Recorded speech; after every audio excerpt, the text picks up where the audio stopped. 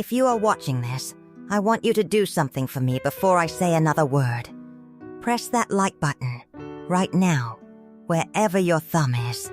Then press subscribe, because there is more to my story than what I will tell you today, and I do not want you to lose me.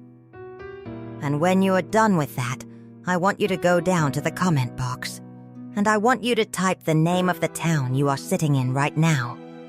The place where you are watching an old Amish woman tell you the worst day of her life. I have read every one of your comments before, from cities I will never see and towns I cannot pronounce, and it comforts me more than you know to think that my voice reaches so far past the fences of my own farm. So type it. Tell me where you are, and then sit with me a while, because what the doctor told my husband and me in that little room, with the paper crinkling under me and my hands folded in my lap the way my mother taught me to fold them, that is a thing that broke a marriage that I thought could not be broken by anything on this earth. My name does not matter so much as the truth of what happened, but I will tell you it anyway, so you have something to call me in your heart while you listen. I am Miriam. I was born the fourth of 11 children on a dairy farm in a district where the roads still turn to red mud in the spring, and I have lived my whole life, all 61 years of it, within 11 miles of the house where I was born. I tell you this not to bore you, but so you understand something important. The world I grew up in did not have divorce in it. Not really. Not as a word we used. Not as a door anyone thought to open. When a man and woman were joined before God and the church, in the eyes of everyone I had ever known, that joining was as permanent as the seasons. You could have a hard winter. You could have a winter that lasted 3 years. But you did not leave the farm because of the winter. You endured it. And you waited for the thaw. And if the thaw never came, you learned to live in the cold, because that was simply what was asked of you. I am telling you all this so that when I get to the part about the doctor, and the part about what I did after, you understand what it cost me to do it.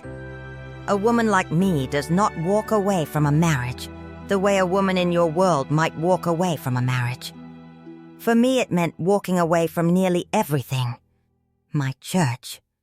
My community. Many of my own family, though not all, thank God, not all.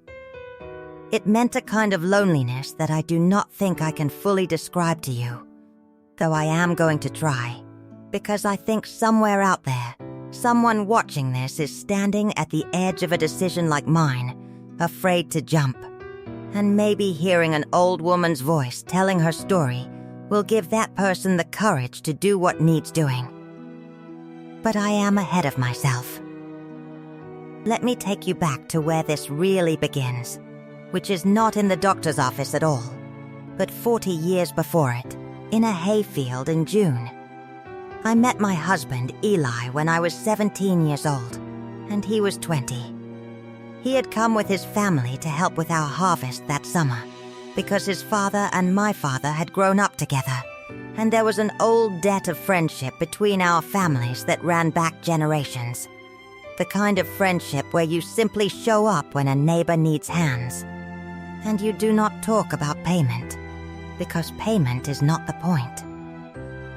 Eli was tall in the way that farm boys get tall, all shoulders and forearms from years of lifting things heavier than they should have been lifting at that age. And he had a way of looking at you sideways when he smiled, like he was letting you in on a joke that hadn't quite finished forming in his head yet. I did not fall in love with him in that hayfield.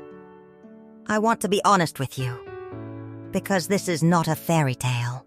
This is my life, and my life did not move in the neat shapes that stories move in. What happened in that hayfield was smaller than love. It was noticing. I noticed him, the way you notice a bird that lands closer to you than birds usually do. And you hold very still, hoping it will stay a moment longer. It took 2 more summers of him coming to help with harvest, and me finding excuses to bring water out to the fields myself instead of sending one of my younger sisters before anything between us was spoken aloud. And when it finally was spoken, it was spoken the way things were spoken in my world, which is to say, quietly and through the proper channels, and with my father's blessing sought before my own heart was ever directly asked. Eli came to our house on a Sunday evening in October, and he sat across from my father at the kitchen table, and he told my father that he intended to court me, if I was willing, and if my father saw no objection. My father looked at him for a long moment, and then looked at me, standing in the doorway to the kitchen where I was not supposed to be listening, but was listening anyway, and he asked me directly, in front of Eli, whether I was willing. I said yes. That was the whole of it. That was our beginning. No grand declarations, no promises whispered under an oak tree. Just a yes, spoken to my father, with the boy I had been noticing for 2 years sitting there, listening to hear it. We were married the following November, in the barn that my father and Eli's father had built together 20 years before, on the same land where I had brought Eli water in the hayfield. I wore a dark blue dress that my mother and my aunts had sewn for me, and I remember almost nothing of the ceremony itself, because I was so nervous my ears were ringing. But I remember the meal afterward, the tables groaning with roast chicken and creamed celery, and the wedding cake with no frosting. Because we do not frost our cakes the way you might frost yours. We bake them plain and let the flavor speak for itself. I remember Eli's hand finding mine under the table during the meal, just for a moment, quick, like he was not sure he was allowed, and I remember thinking, this is my life now. This is the man I will grow old with. And for 39 years, that is exactly what I believed I was doing. I will not pretend our marriage was without its hardships, because no marriage is. And I do not want you to think I am telling you a story about a golden 39 years that then shattered in a single afternoon. That would not be honest. Eli had a temper in his younger years that he had to wrestle down, the same as most men I knew. There were years when the farm nearly failed us, when we ate more potatoes than I care to remember and less of anything else, when I lay awake counting the months until the next harvest and wondering if we would make it there with the children still fed. There was a year, our 11th year of marriage, when Eli's brother died in an accident with a hay baler, and Eli did not speak more than a few words a day for almost 4 months, and I did not know how to reach him, and I grieved the brother-in-law I had loved, while also grieving the husband who seemed to have gone somewhere I could not follow. We had hardships. We had winters, the kind I told you about earlier, the kind you simply endure. But we also had good years, more good than bad, I believe, if I am weighing it honestly. We had 8 children together, 6 of whom lived to adulthood, which I know sounds like a hard sentence to say, but was, in my world and in my time, not an unusual one. We buried a daughter at 11 days old, and a son at 3 years old, from the whooping cough, and I will not dwell on that grief here, because it is not the grief this story is about, though I want you to know it happened, because it is part of what made me who I was when the day came that I am about to tell you of. We raised 6 children who grew up strong and mostly kind, who married and had children of their own, who still, some of them, speak to me. Though not all, and I will explain that part later. By the time I reached my 58th year, I believed the great chapters of my life were mostly written. My children were grown. Eli and I had handed the running of the farm mostly over to our eldest son and his wife, though we still kept a smaller piece of it for ourselves, a garden and a few animals. Enough to keep our hands busy and our bodies useful, which matters greatly in my world. Being useful is not a small thing to us. It is close to the center of what a life is for. I thought I understood the shape of the years I had left. I thought I knew what kind of story I was living in. I did not know that my youngest daughter, Sarah, was about to hand me one more chapter, and that chapter would be the hardest of them all. Sarah was our last child, born when I was 39 years old, and had thought myself finished with childbearing. She came as something of a surprise to us, a late blessing, and perhaps because of that, or perhaps simply because she was the baby of the family with 5 older siblings to dote on her, she had always been a little different from the rest, a little more curious about the world beyond our district than her brothers and sisters had been. She was a good girl. Do not misunderstand me. She loved God, and she loved her family, but she asked more questions than the rest, and she looked longer at the cars that passed on the road, and when she came to me in her 23rd year and told me she was expecting her first child, I felt a joy so large it nearly frightened me, the way great joy sometimes does. Sarah had married a young man named Jonas 2 years before, a good match. Our families were pleased, and when she told me the news of the baby, I remember exactly where I was standing, at my kitchen sink with my hands still wet from washing beets, and I remember turning around so fast that I splashed beet water clear across the floor. And Eli, who was sitting at the table mending a harness, looked up and laughed at the mess before he even knew the reason for it.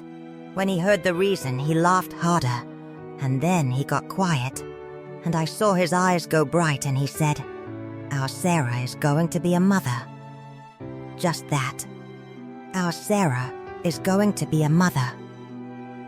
I have thought about the way he said it many times since, the softness in his voice, and I want you to hold on to that moment with me for a little while, because you will need it later to understand the size of the wound. Sarah wanted her mother with her at her checkups. This is not unusual in my community, though I know in your world it might raise an eyebrow. A grown married woman bringing her own mother along to see the doctor about her pregnancy. But among us, family goes where family is needed, and Sarah had always been close to me, closer than some of my other daughters, perhaps because she was the baby, and I had more time to give her by the time she came along. Jonas came to the appointments too, most of them, and I would ride along in the buggy with the 2 of them. Or sometimes we would hire a driver if the office was far, and I would sit in the waiting room. Or sometimes in the examination room itself, if Sarah wanted me there. And I would listen to the doctor talk about growth measurements and heartbeats and all the strange, wonderful, frightening vocabulary of modern medicine that still, even after 8 pregnancies of my own, half carried in the old ways with midwives and half in the new ways with doctors, still managed to surprise me with how much they can see now. How much they can know about a baby before it ever takes a breath in the outside air. I tell you all of this, the long walk through my life and my daughter's pregnancy, because I need you to understand something. The day I am about to describe to you was not a day I went to expecting anything but joy. It was Sarah's 20-week appointment, the anatomy scan, they call it, where they look at the baby closely, measure the little bones, look at the heart chambers, try to tell you if you are having a boy or a girl if you want to know. Sarah wanted to know. Jonas wanted to know. I wanted to know. Eli had come along that day too, which was not always his habit, but Sarah had asked him specially, because this was the appointment where they might learn if their first grandchild through Sarah was going to be a boy or a girl, and Eli, for all his quiet ways, loved being a grandfather more than almost anything in this world. He had 22 grandchildren already through our other children, and he knew every one of their names and every one of their particular ways. Which ones liked to be tickled, and which ones did not. Which ones were shy of dogs, and which ones would run straight up to any strange animal without a lick of fear. He wanted to be there when they learned about this one.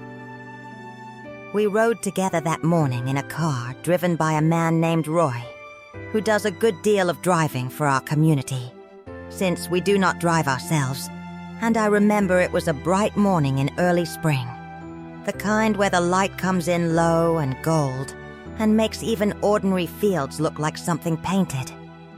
Sarah sat in the front, her hand resting on the small curve of her belly, and she talked the whole way about names, testing them out loud, watching Jonas's face for his reaction.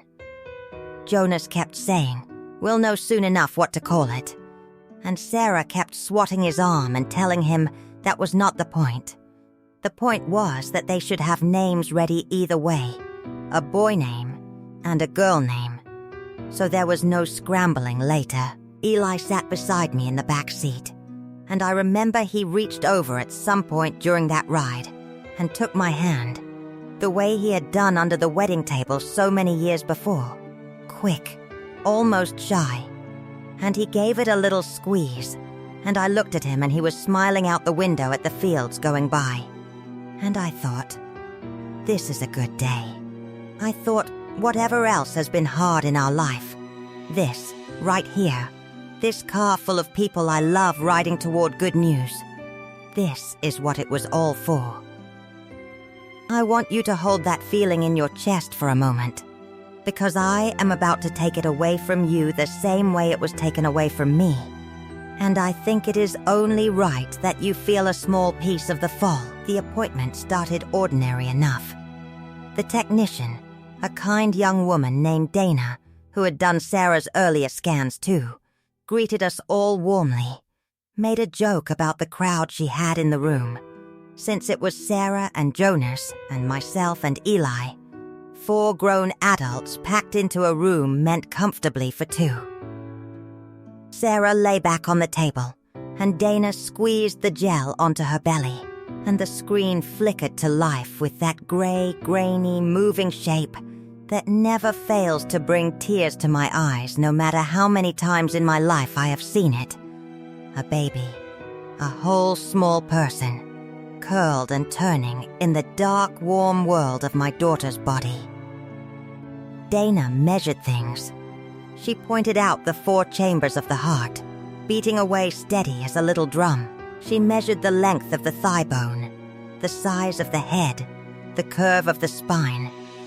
She said everything looked wonderful, right on track. Sarah was crying happy tears. The way she does, she has always cried easily at happy things as well as sad ones, and Jonas was gripping her other hand, and Eli stood behind me with his hands on my shoulders, and I could feel him trembling slightly, the way a big man sometimes trembles when he is trying very hard not to show how moved he is. And then Dana asked if we wanted to know the sex, and Sarah and Jonas both said yes at the same time, and Dana smiled and moved the wand and said, "Well, it looks like you are going to have a little girl," and the room erupted.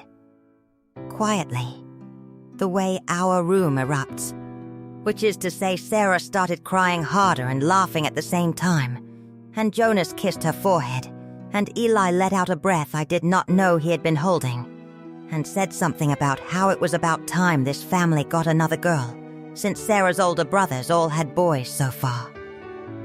I remember laughing at that. I remember it being, truly, one of the happiest moments I had experienced in years. Dana finished the measurements, wiped the gel from Sarah's belly, and said the doctor would be in shortly to go over everything and answer any questions.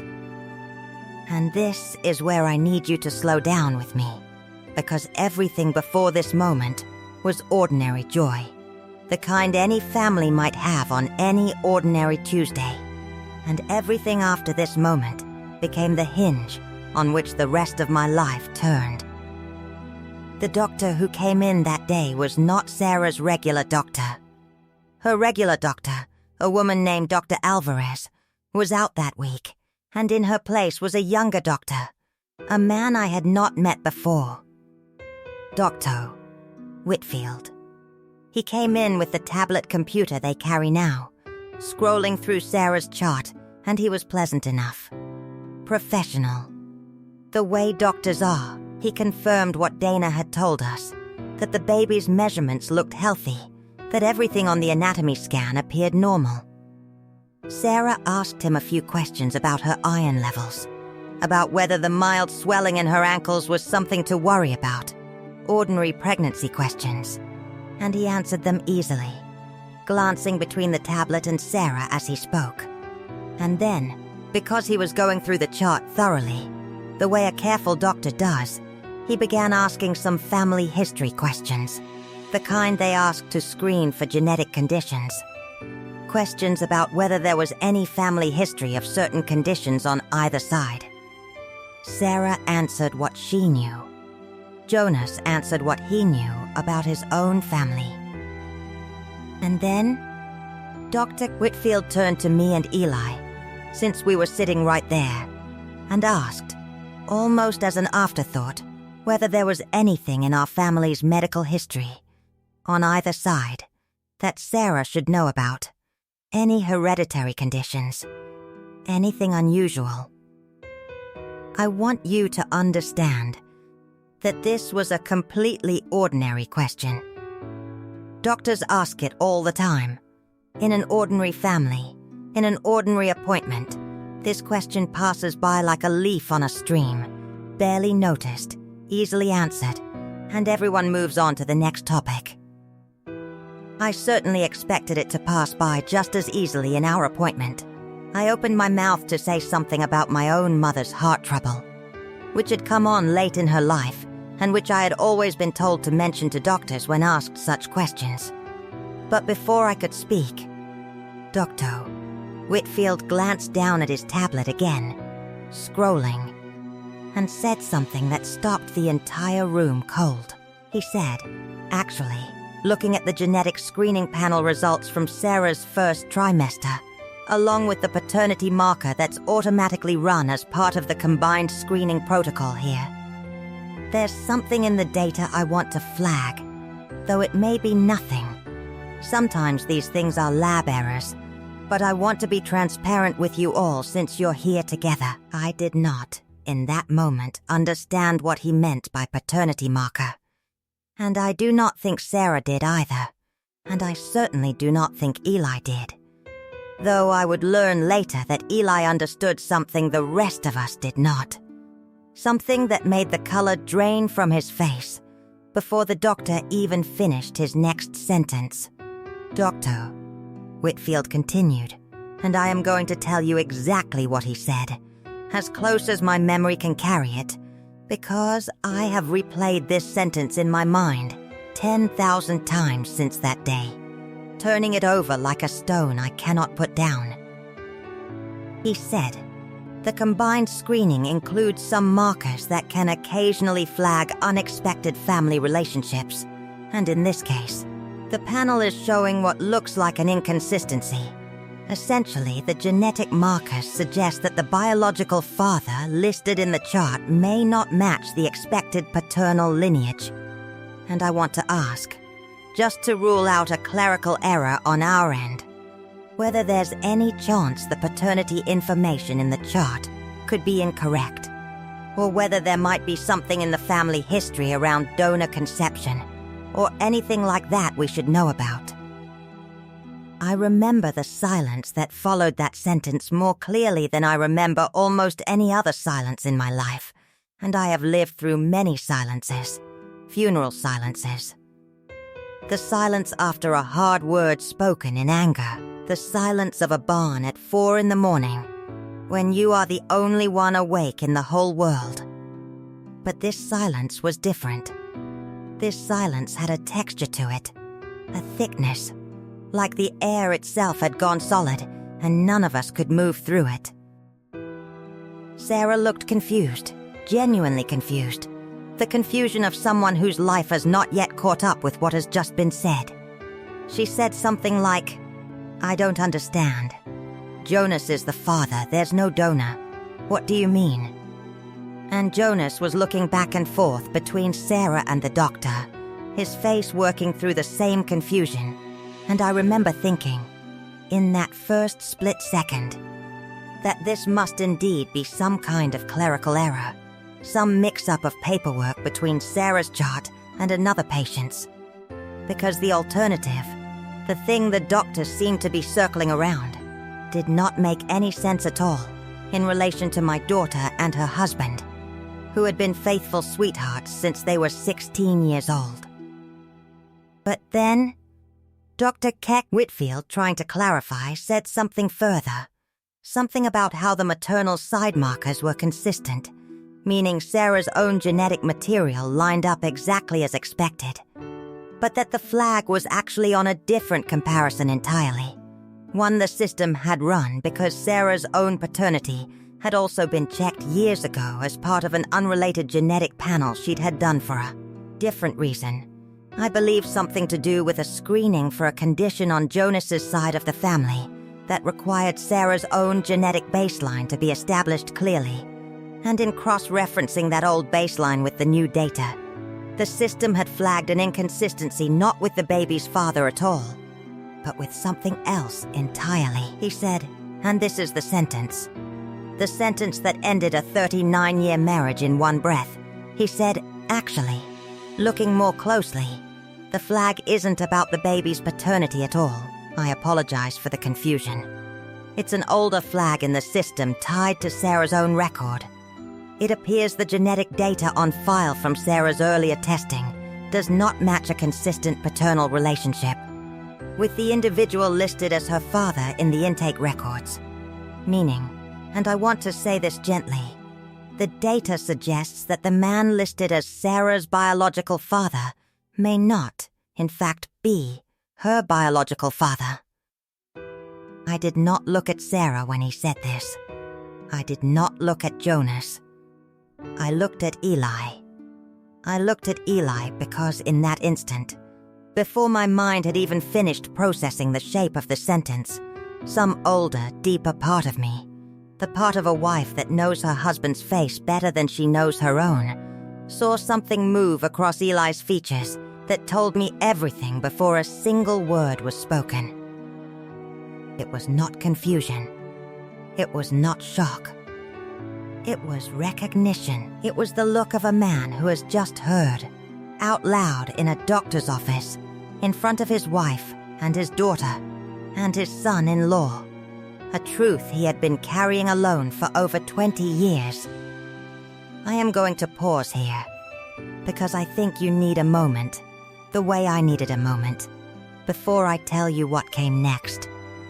If you have not yet commented where you are watching from, do it now while you sit with me in this silence.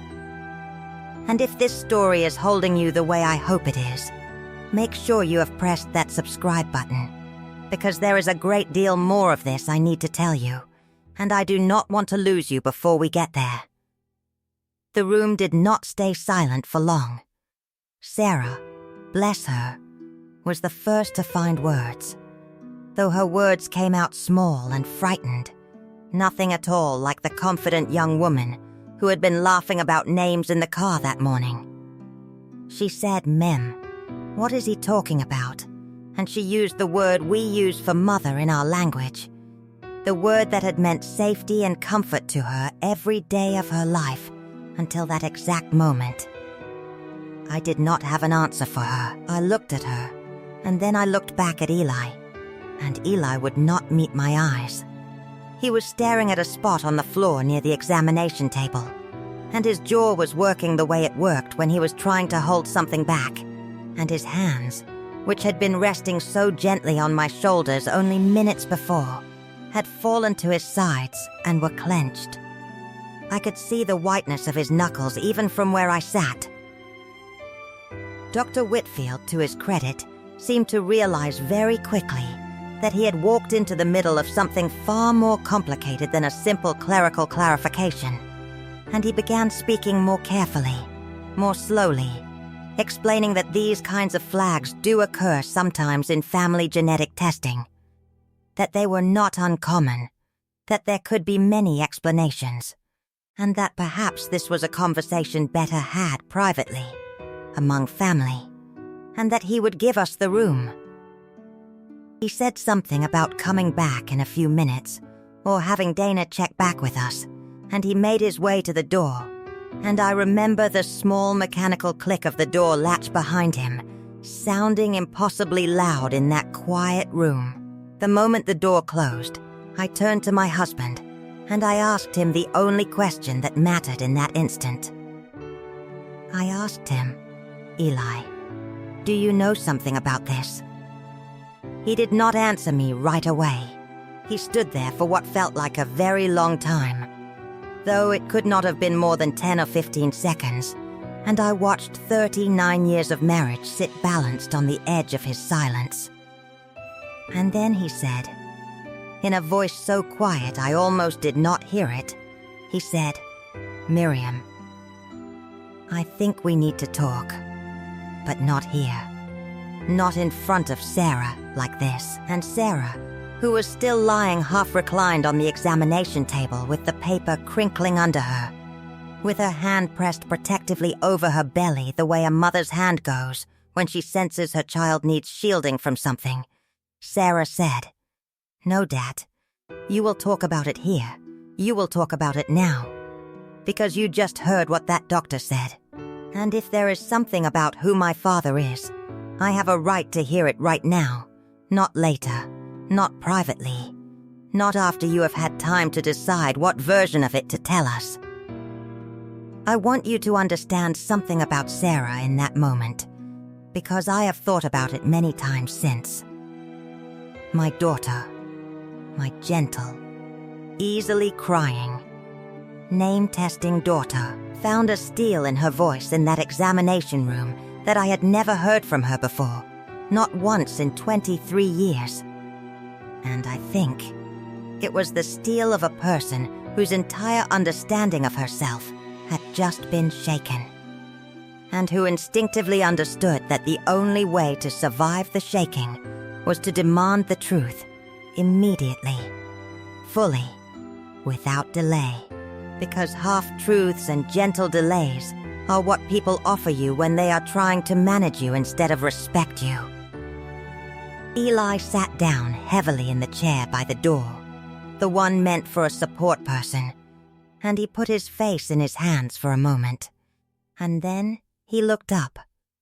And he looked, not at Sarah, and not at me, but somewhere in the space between us, as though he could not bear to focus on either of our faces directly. And he began to speak. He told us that in the 3rd year of our marriage, during the hardest of the hard years I mentioned to you earlier, the years when the farm was failing, and we were eating more potatoes than anything else, and I lay awake counting months.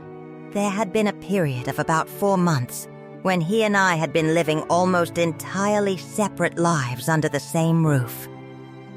I remembered those months too, though I had not thought of them in decades. It was after the loss of our first baby, our daughter who lived 11 days, and grief had come between us in a way that neither of us knew how to cross. I had gone, for a time, to stay with my own mother, taking our 2 living children with me, needing, I think, my own mother's hands and voice around me while I grieved.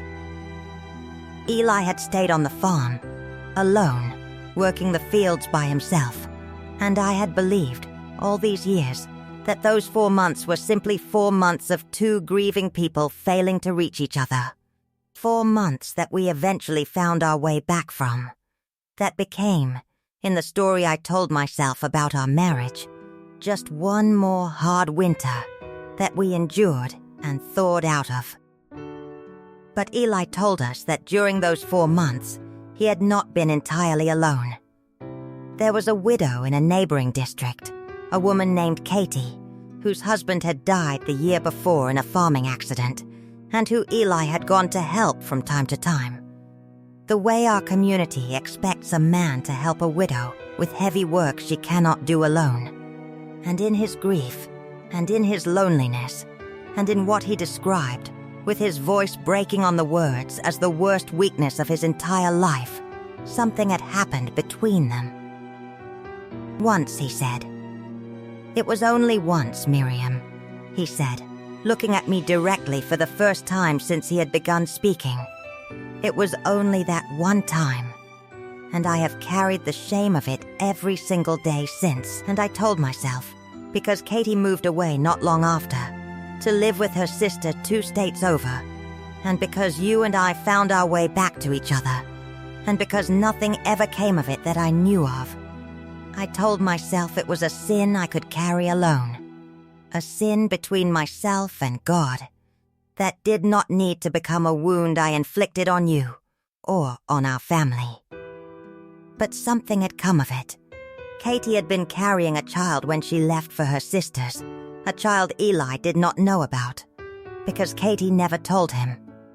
Because Katie, in her own grief and shame, had simply disappeared from his life and apparently arranged for the child to be placed for adoption shortly after birth. A common enough practice in some of the more conservative districts when a widow found herself in. Circumstances she could not explain to her community.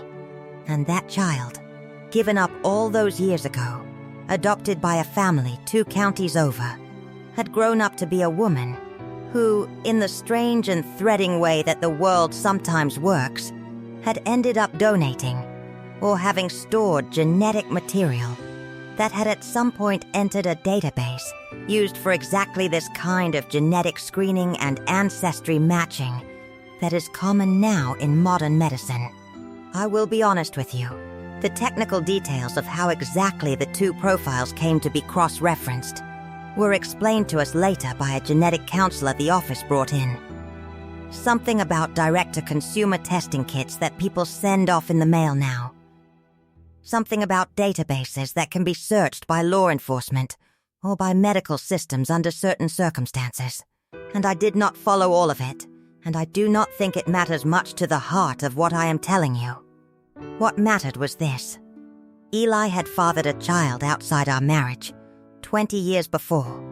A child he never knew existed until that very afternoon in that little examination room. And somehow, through the strange threads of modern science, that decades-old secret had reached up out of the past and tapped my daughter on the shoulder in the middle of what should have been one of the happiest days of her life.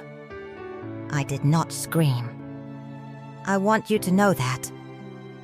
Because I think if you were imagining this scene, you might imagine an old woman screaming, throwing something, collapsing. I did none of that. I sat very still in my chair, and I felt something inside my chest that I can only describe as a kind of quiet, terrible falling, as though the floor of my life had simply given way beneath me, silently, without any dramatic sound at all, and I was simply dropping, and I did not know yet where I would land. Sarah was not so quiet. Sarah began to cry, not the happy tears of an hour before, but a different kind entirely, and she kept saying over and over, "But I am still me, right? I am still me." And I understood, even through my own falling, that my daughter's entire sense of her own identity had just been shaken at its foundation. Because she had spent 23 years believing herself to be the daughter of Eli, only to learn that Eli was in fact not related to her at all, that her biological father was some other man entirely, a man from my own side perhaps, or a man from before Eli and I had even married. And this new question, this second earthquake arriving on top of the first, was almost too much for the room to hold. I need to pause the story again here, because I know this is a great deal to take in, and I promised you the truth, not a tidy version of it. Let me tell you what I have not yet told you, which is the second half of this revelation, the part about Sarah herself. Because you cannot understand why my marriage ended, truly ended, without understanding both halves of what that doctor's careless, well-meaning sentence had opened up. If you are still with me, if this story has its hooks in you the way I hope it has, take a moment now and make sure you have liked this video. And if you have not subscribed yet, please do. Because what I am about to tell you next is the part that even my own family, some of them, still cannot bring themselves to fully hear, and I think you deserve to hear it complete. So let me back up, just slightly, to explain something I did not know myself until that day, though I should have suspected it, if I am honest with myself, for 23 years. When Dr. Whitfield said that Sarah's own paternity did not match the man listed as her father, meaning Eli, in Sarah's original medical intake records, the room understood this to mean, at first, that perhaps there had been a mix-up, or that perhaps it was some strange coincidence unrelated to any of us.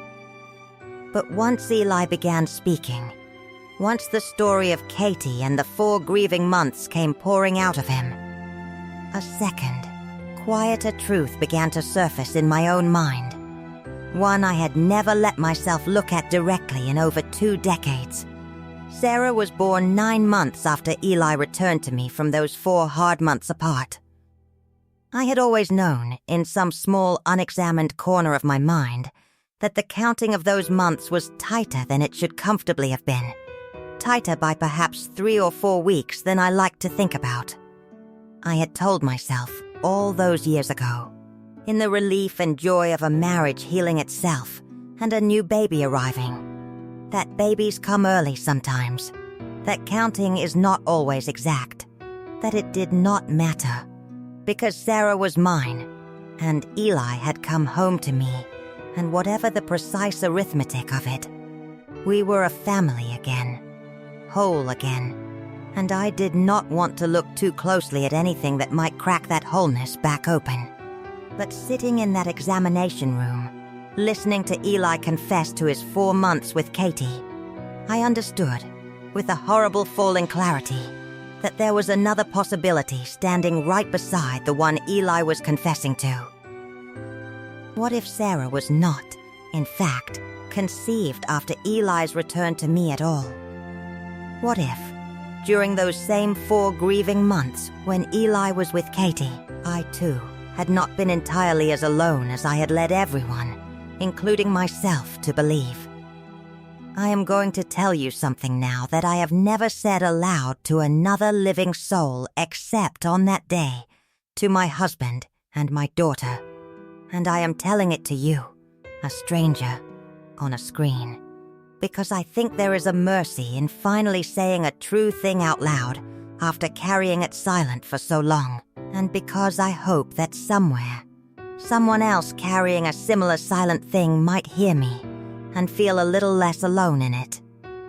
During those 4 months I spent at my mother's house, grieving our lost baby, there was a man, a widower older than me by some years, who lived near my mother, a man named Amos, who had lost his own wife 2 winters before to a fever, and who had, in the quiet way that grieving people sometimes find each other, become a kind of comfort to me during that terrible time. Nothing happened between us that I would call improper, not in the way people mean that word, not for most of those months. But there was one evening, near the end of my time at my mother's, an evening of particular loneliness and particular weakness on both our parts, when something did happen. Once, a single evening that I had spent 23 years telling myself was a mistake so small, so contained, so thoroughly buried by the life that came after, that it did not need to be a truth I ever spoke. I returned to Eli and our farm not long after that evening, and Eli and I found our way back to each other in the weeks that followed, tender and careful with one another the way 2 people are when they are trying to rebuild something that nearly broke. And Sarah was born, as I said, 9 months later, give or take those uncomfortable few weeks, and I had chosen, every single day for 23 years to believe she was Eli's daughter because it was easier, because it was kinder, because Eli had come home to me and loved that child with his whole heart from the moment she was born, and I did not see what good could possibly come from disturbing that. I told this to Eli and to Sarah, sitting in that little room, my voice shaking in a way I do not think my voice had ever shaken before, not even at either of my baby's funerals. I told them the truth about Amos, and I watched my husband's face go through something I can only describe as a second falling, layered right on top of his own confession. Because in the space of perhaps 20 minutes, we had each learned that the other had strayed during that same terrible grieving season, and that our beloved youngest daughter, the daughter Eli, had called our late blessing. The daughter he had wept with joy over just an hour before learning she was carrying a granddaughter of her own, was very likely not his child by blood at all, but the daughter of a man named Amos, who had died some 12 years earlier of a stroke, and who would never know, and could never be asked, and could never confirm or deny what my own guilty heart had suspected for 23 years and never had the courage to voice. I want to tell you honestly, this is the part where the marriage broke. Not at the moment of Eli's confession about Katie, though that was its own deep wound, one I am not diminishing. But it was in the mutual unveiling, in the sitting there together, and understanding that we had each, separately in the same broken season of our lives, betrayed the vows we had made to each other, and had each spent over 2 decades allowing the other to believe a version of our family's history that was not entirely true. Eli had let me believe he had simply endured his loneliness during those months, the way I had let him believe I had simply endured mine. We had each been keeping the other slightly, permanently, at arm's length from a truth, all while building a life, raising children, burying 2 babies together, growing old side by side. And I think what broke was not simply the fact of what we had each done in our youth and our grief.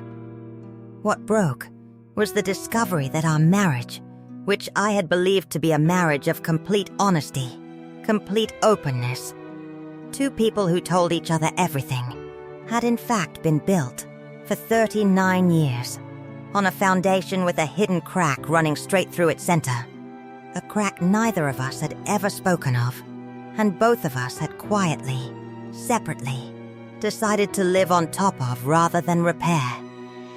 I want to say something here before I continue. For anyone watching who is sitting with a secret of their own, a thing from years ago that you have decided is too old, too buried, too irrelevant now to matter. I understand why you have made that choice. I made it myself, for 23 years, and I do not think I made it out of malice or cowardice exactly. I think I made it out of a desperate wish to protect the family I had built from a wound I believed it could not survive. But I want you to hear this from a woman who has now lived on both sides of that choice. The secret does not stay buried forever. It waits, and when it comes back up, and I believe most secrets eventually do find their way back up, it does not come back up gently. It comes back up in a doctor's office, on the happiest day of your daughter's pregnancy, in front of everyone you love most, at the worst possible moment your imagination could construct. Because that is simply the nature of buried things. They surface on their own timeline, not yours, and they rarely choose a convenient hour. Sarah left that appointment that day in a state I do not have adequate words for. Jonas, to his enormous credit, and I want to say this clearly because he deserves the credit, did not waver from her side for one moment. He held her hand through the entire unraveling, and when we finally left that office, he was the one who half carried her to the car. because her legs, she told me later, simply would not hold her properly. I do not think Sarah has ever fully forgiven either Eli or myself for what she learned that day, and I do not blame her for that. She learned, in the space of one appointment, that the man who raised her, who taught her to fish and to whistle and to hitch a horse, was very likely not her biological father, and that her mother had known, or at least deeply suspected, for her entire life, and had chosen never to tell her. That is a great deal of betrayal to absorb in a single afternoon, and I do not think there is any timeline on which a daughter simply gets over that quickly, if she ever fully does at all. We rode home from that appointment in near total silence, all four of us, and Roy, our driver, God bless him, understood enough from the tension in that car to not ask a single question the entire way, though I am certain he sensed something enormous had happened. Eli and I did not hold hands on that ride home. I remember looking at his hand resting on his knee, the same hand that had squeezed mine so tenderly on the way there, only 2 hours before, and I remember not being able to make myself reach for it, and him not reaching for mine either, and the silence between us on that ride was louder than any argument we ever had in 39 years. Let me tell you what happened in the weeks that followed, because I think you deserve the full arc of this, not just the moment it cracked open. Eli and I did not separate immediately. In my world, separation is not a simple matter of one person packing a bag and finding an apartment. There are no apartments in the way you might think of them. Not really. Not for people like us. And there is a church, and there are elders, and there is an entire community whose eyes are on your marriage in a way that a marriage in your world might never experience. For the first 2 weeks after that appointment, Eli and I continued to live under the same roof, moving around each other like two people navigating a house they no longer fully recognized, speaking only about necessary things, the garden, the animals, whether we had heard from our son about the price of hay this season. We did not speak about Katie. We did not speak about Amos. We did not speak about Sarah. It was Sarah in the end who forced the next conversation, though not directly with me. Sarah went, in her hurt and her confusion, to speak with one of our church elders, a wise old man named Bishop Yoda, who had known both Eli and myself since we were children, and who had in fact been present at our wedding 40 years before. She did not go to accuse us or to seek punishment for us. She told me later. She went because she did not know what else to do with the enormity of what she had learned, and she needed to speak with someone who might be able to help her understand what it meant, in the context of our faith and our community. For a family to have a secret like this one at its center, Bishop Yoda came to our house not long after, and he sat with Eli and myself at our kitchen table, the same table where Eli had once asked my father's permission to court me, and he asked us to tell him the truth, the whole truth of what had happened. And we did. I remember the shame of that conversation almost more sharply than the shame of the doctor's office. Because, in the doctor's office, the truth had been forced open by circumstance, by a genetic test neither of us had chosen to take. But in that kitchen, we chose to speak it, fully, deliberately, to a man whose good opinion of us we had both cared about for our entire lives. And watching that good opinion change, watching the gentle sorrow come into his old eyes as we spoke, was its own particular kind of pain. Bishop Yoda did not condemn us in the way I feared he might. He spoke instead about grace, and about the difficulty of the human heart, and about how sin, even sin buried decades deep, still calls for confession and repair, not for the sake of punishment, but for the sake of the soul carrying it. He spoke with us for a long time about what repair might look like, about whether Eli and I might, with time and counsel and the support of the church, find our way back to one another the way we had found our way back after those original 4 hard months so many years before. But something had shifted in me that I could not will back into its old shape. And I think, if I am honest, something had shifted in Eli too, though he might tell it differently if he were the one narrating this story instead of me. I found in the weeks that followed Bishop Yoda's visit that I could not stop looking at Eli and seeing, superimposed over his familiar face, the face of a man who had let me live for 23 years believing something that was not quite true, who had allowed me to raise a daughter believing her father was the man who tucked her in at night, all while carrying a secret of his own that he had decided, unilaterally, was not mine to know. And I understood, sitting with that feeling day after day, that my own hidden truth about Amos had done the exact same thing to him, and that neither of us, perhaps, had the moral high ground to be angry at the other, and yet the anger did not care about fairness. The anger simply was.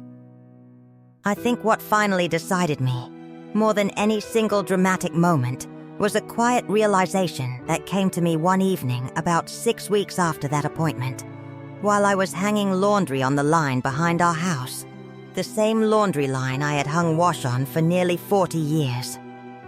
I realized that I had spent my entire adult life believing that our marriage was a shelter, a place where the truth of who we were to each other was solid ground beneath my feet, something I never had to question or examine too closely, because it had simply always been there, the way the barn had always been there, the way the fields had always been there. And I realized, hanging that laundry, that the shelter had never been as solid as I believed, that we had each, without ever discussing it, agreed silently to build our whole lives on top of a crack, and to never look down at it, and to call the not looking honesty, when really it had only ever been avoidance dressed up in honesty's clothing. And I found that once I had seen the crack clearly, truly seen it, I could not unsee it. I could not go back to the comfortable blindness of before. Every memory I had of our marriage, every hard winter we had endured together, every good year, every child we raised, every grandchild we welcomed, all of it now had this crack running underneath it, and I did not know how to build a future on ground I now understood to be unstable, even if it had held for 39 years without giving way. I told Eli, on a Sunday evening in late autumn, almost exactly a year after that first hayfield where I had noticed him so long ago. Though of course this was decades later, and we were both old now, gray and lined and slower in our movements than we had once been. I told him that I did not believe I could continue as his wife in the way a wife is meant to be.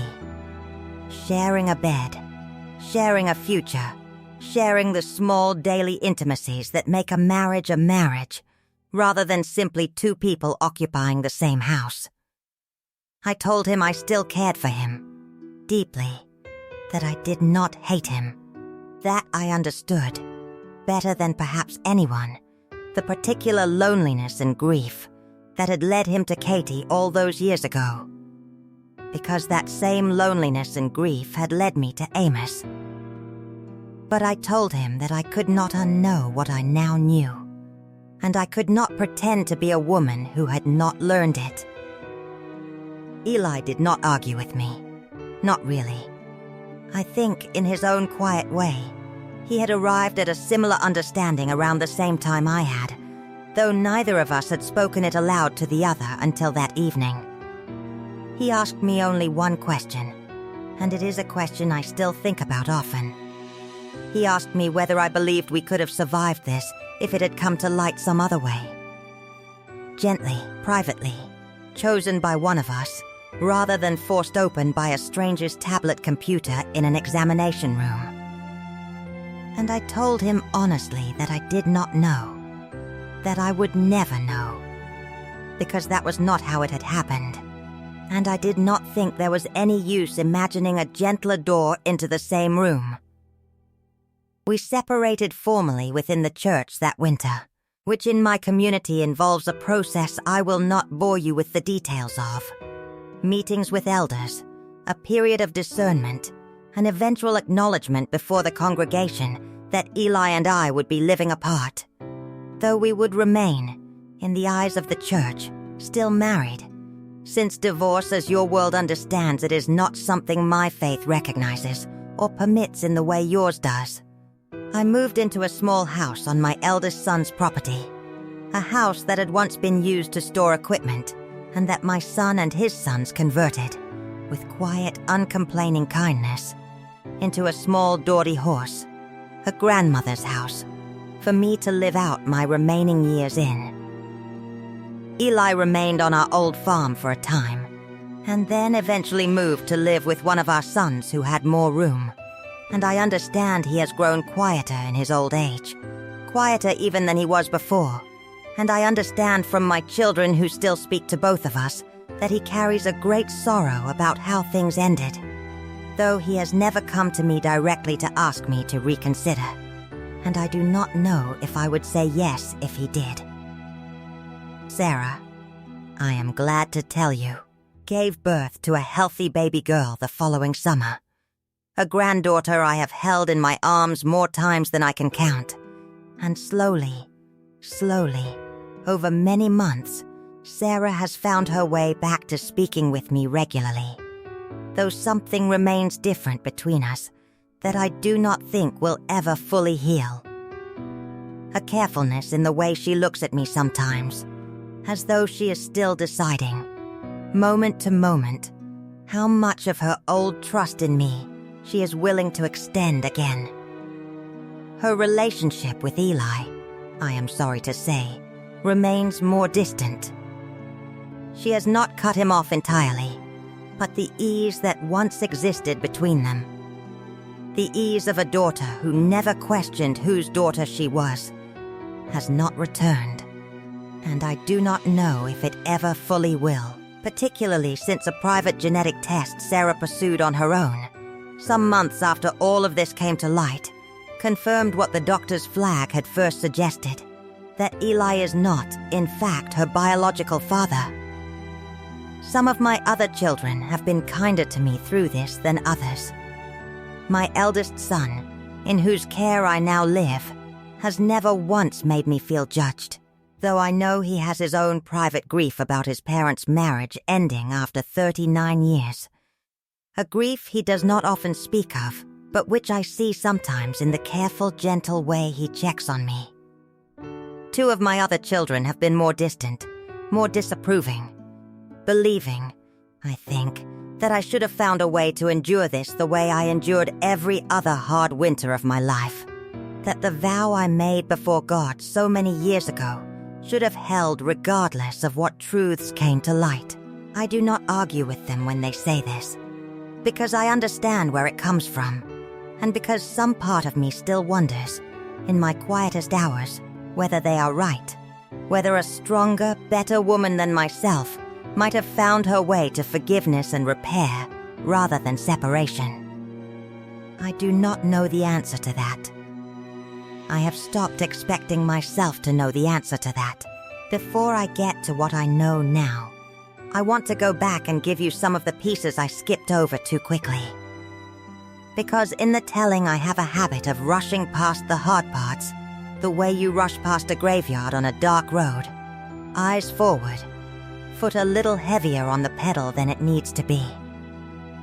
But you have stayed with me this far, and I think you deserve the fuller picture, not just the outline of it.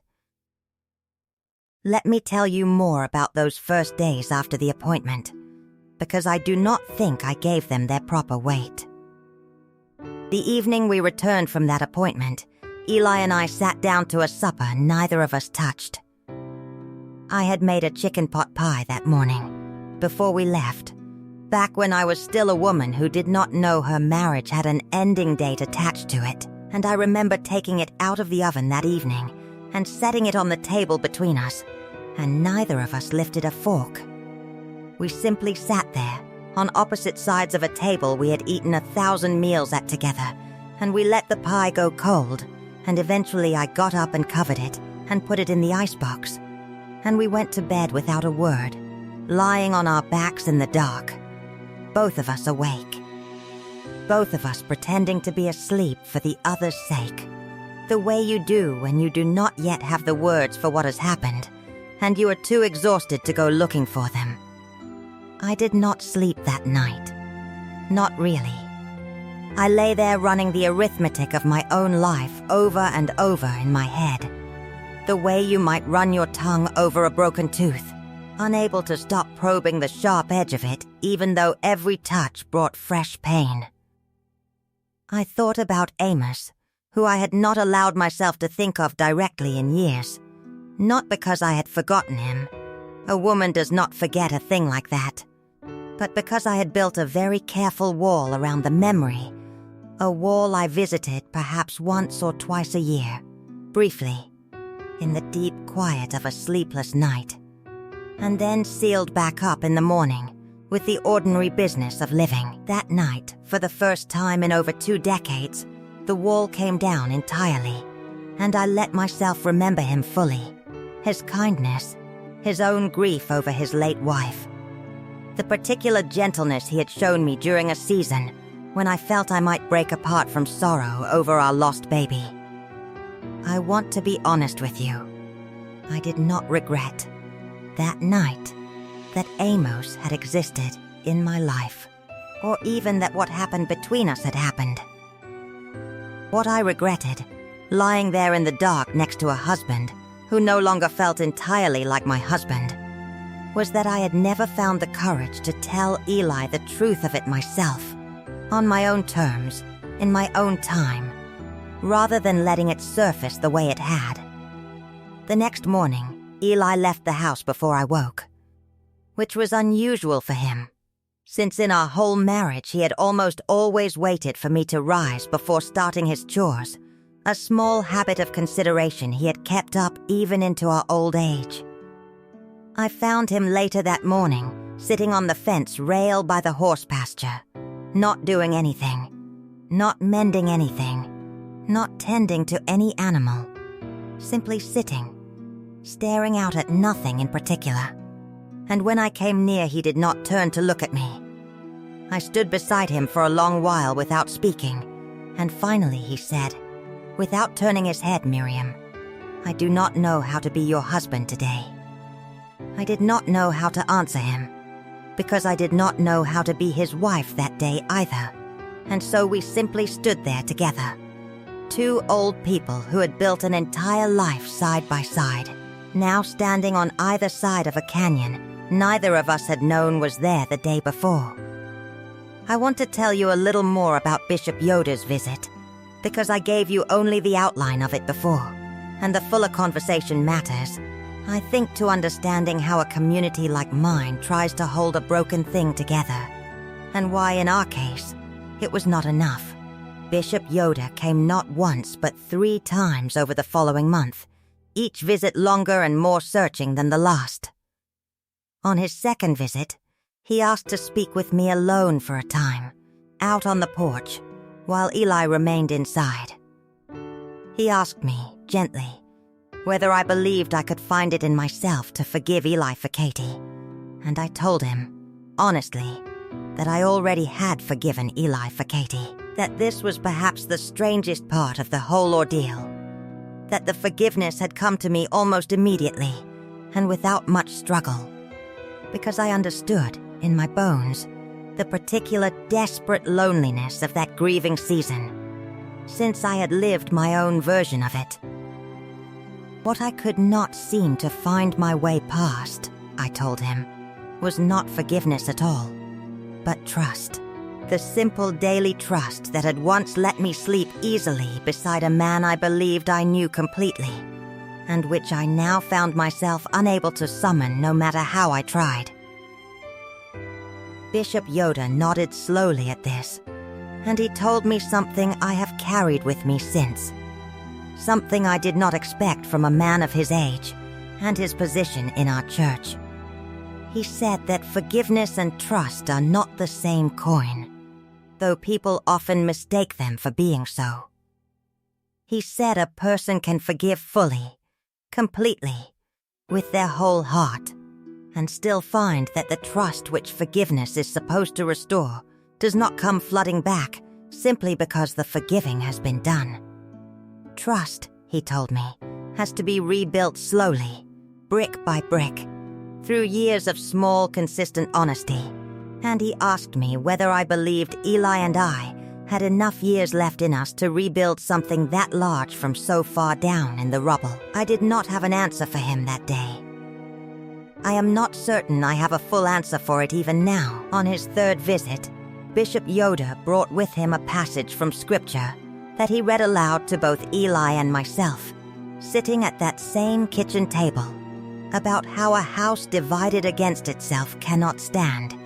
And he spoke for a long while about the difference between a marriage that has weathered hardship together, growing stronger through the enduring of it, and a marriage that discovers, only after decades, that it was never truly one house at all, but two separate houses that had simply been standing very close together, each with its own hidden rooms the other was never shown.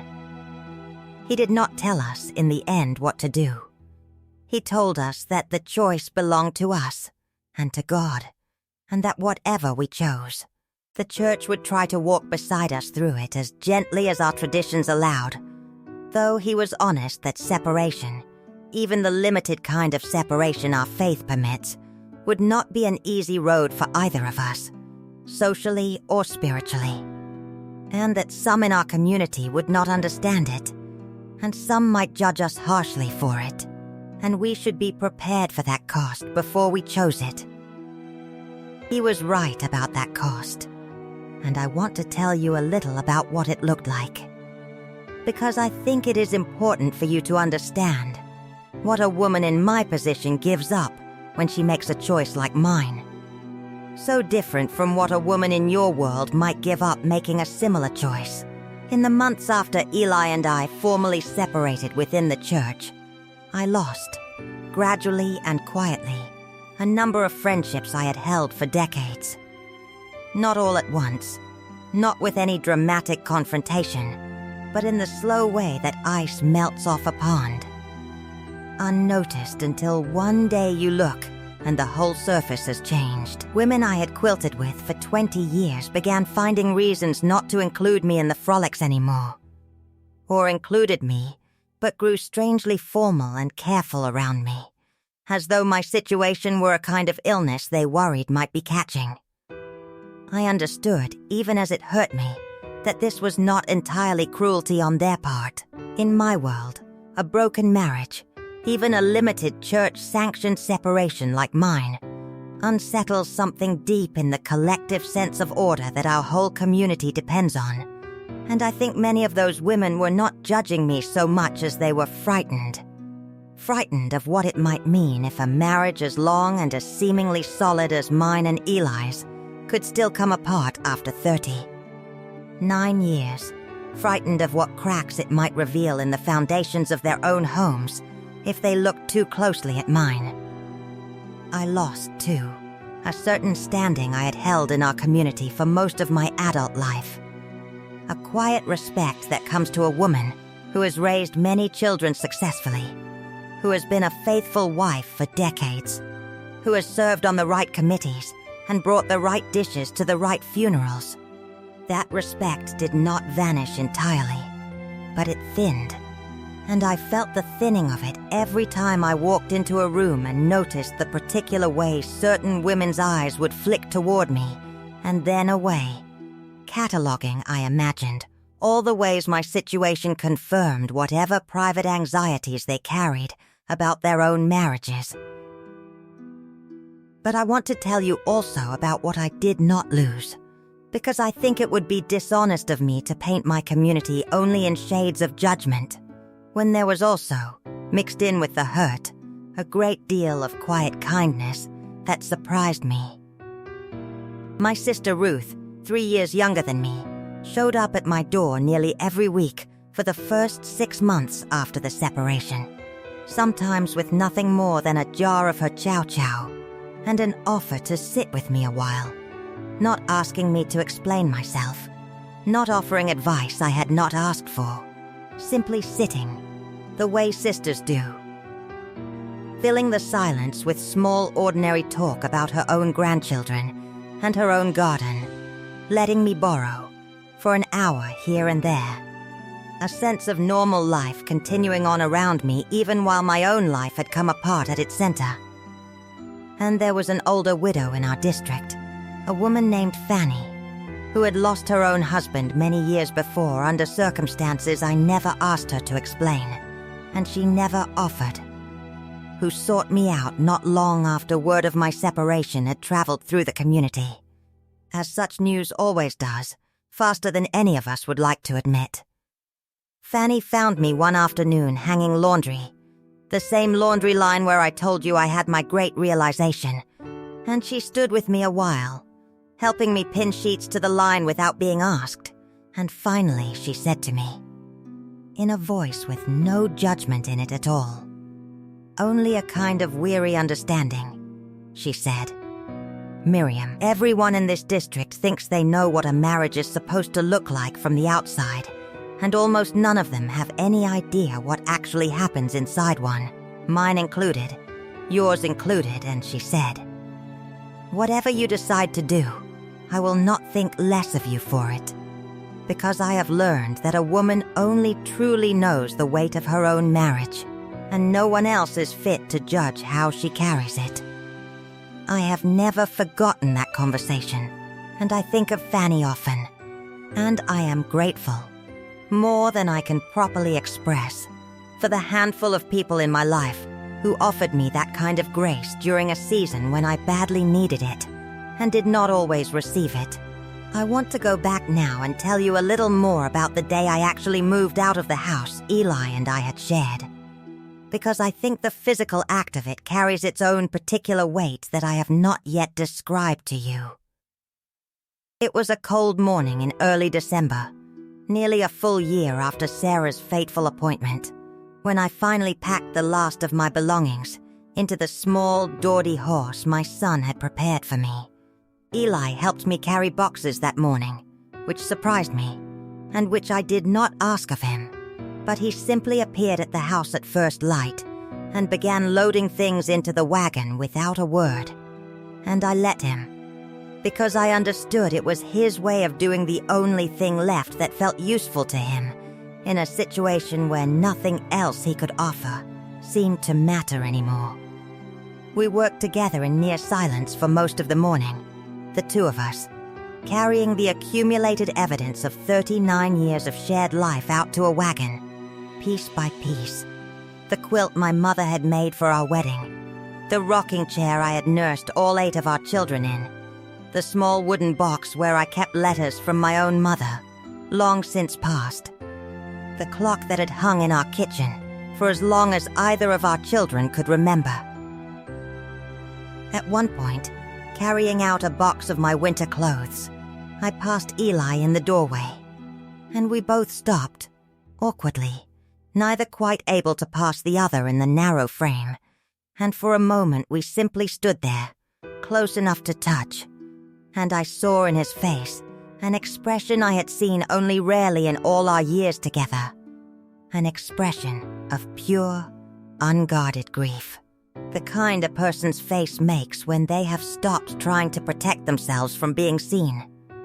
He said to me, very quietly, "Miriam, I loved you as well as I knew how to love anyone, all these years, even with the thing I never told you sitting underneath it the whole time." And I told him, because it was true, and because I did not want him to carry away a lie in his final memory of that doorway. I told him, "I know you did, Eli. I loved you the same way. That has never been the question between us." And then I carried my box out to the wagon, and he carried out the next one.